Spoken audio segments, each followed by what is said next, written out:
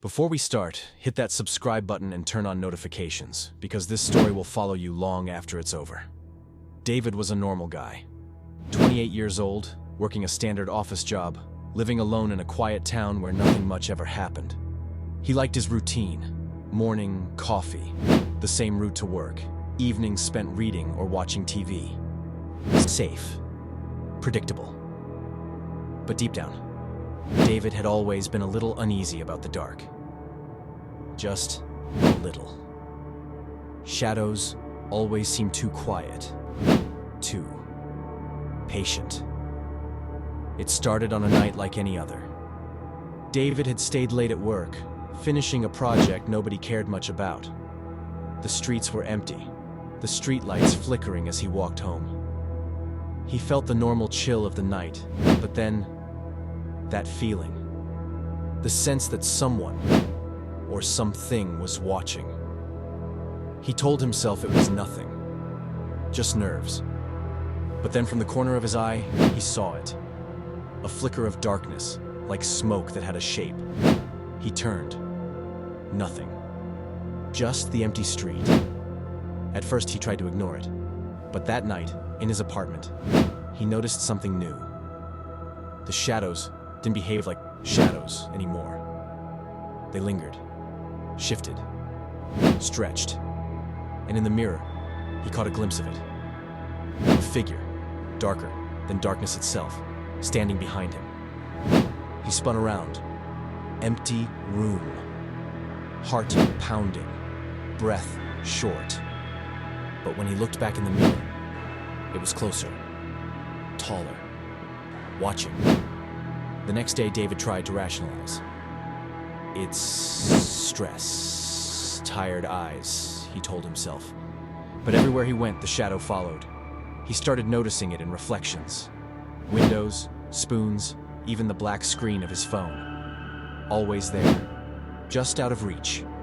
Just out of clarity. He became jumpy, hesitant to walk the streets at night, hesitant to be alone even in broad daylight.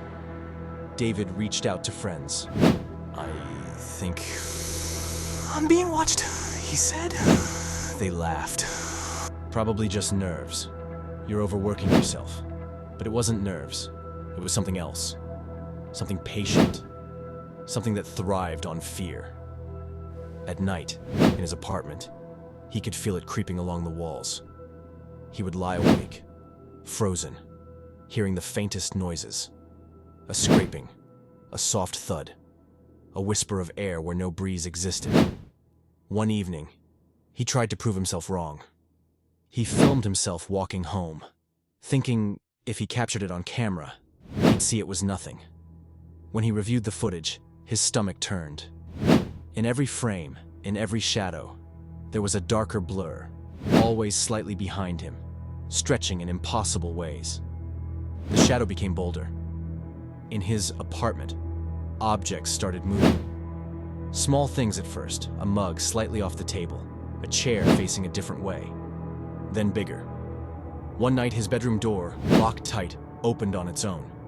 He saw the shape slip across the hall. He screamed. The air went cold, thick. His own voice echoed back at him, distorted. He could feel it surrounding him. Waiting. Sleep became impossible. Every time he closed his eyes, he felt it inches from his face.